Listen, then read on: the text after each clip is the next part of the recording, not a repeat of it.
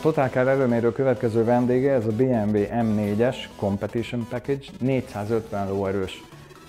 Ismerjük több modellből ezt a 3000-es dupla turbós motort, amire igazán kíváncsiak vagyunk, hogy a teljesítmény ennek úgy van megadva, hogy 4500-tól egészen 7003-as leszabályozási fordulatszámig 450 lóerő. Elektronikusan van szabályozva, kíváncsiak vagyunk, hogy a mérés közben ezt tényleg látni fogjuk-e.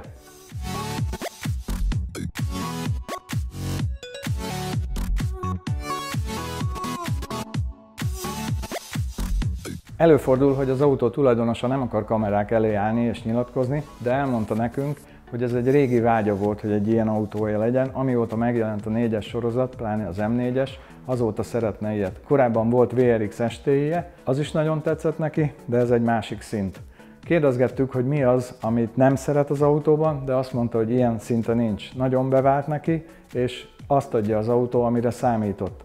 Azért szerettünk volna kisajtolni valami negatívumot is, és csak a fogyasztásra tudtunk rákérdezni, de ha hiszik, hanem azt mondta, hogy ha normálisan betartja a többi közlekedők tempóját, akkor akár 10 liter alá is le tud menni a fogyasztás, viszont pályahasználaton, versenypályán akár 20 liter közelébe is felmegy. Tehát normálisan közlekedve egész jól fogyaszt.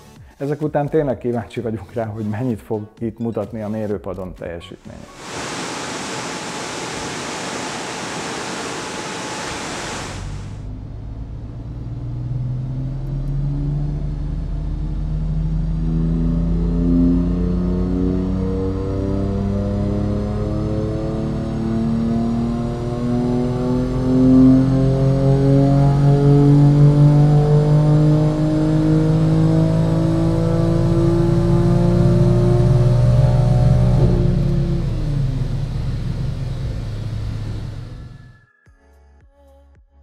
A Carvertical mintajelentésének fotóit nézve reméljük, hogy ez a totálkárosra tört BMW M4 nem lesz többé működő autó.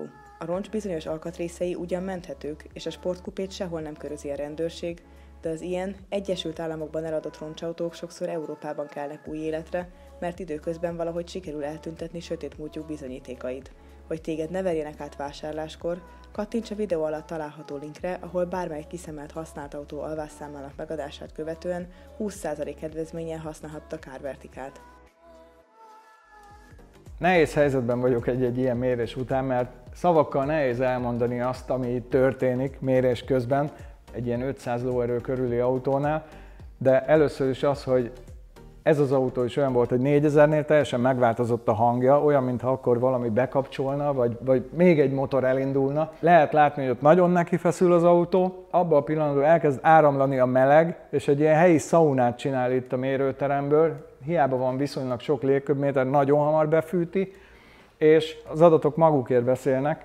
A tulajdonos elmondta, hogy az autón egy gyári, mint a BMW-től származó Competition kipufogó rendszer van, és így 476 lóerőt produkált, a gyári 450 helyett, illetve 568 Newtonmétert nyomatékban, a gyári 550 helyett, de ha a görbékre nézünk, még sokat mondóak, még többet mondanak nekünk ezek a görbék. Végig 500 Newtonméter fölött megy a nyomaték görbe, csak itt a legvégén kezd egy kicsit esni, és a teljesítmény görbe is pont olyan, mint ahogy a gyáriak megadják, hogy kvázi 5500-tól a leszabályozási fordulatszámig végig a maximális teljesítményen van. Ez esetben nem 450 lóerőben, hanem 476-on. Ugye az látszik, hogy már itt lent is elég combos az autó. Nagyon érdekes megnézni ezeket a teljesítménygörbéket, az, hogy például 3000-es fordulaton már van 250 lóereje a motornak.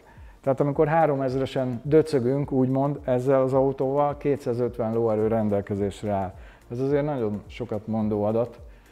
Nem tudok mit mondani. Ez egy jó mérés volt.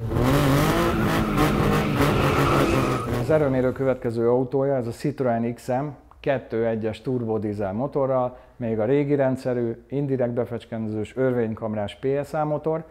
Sok autóba szerelték, megbízható, jó motor, de vajon tudja a 109 lóerőt 20 év után? Ha ti is kíváncsiak vagytok erre, iratkozzatok fel a csatornánkra, mert még nagyon sok érdekes autó jön.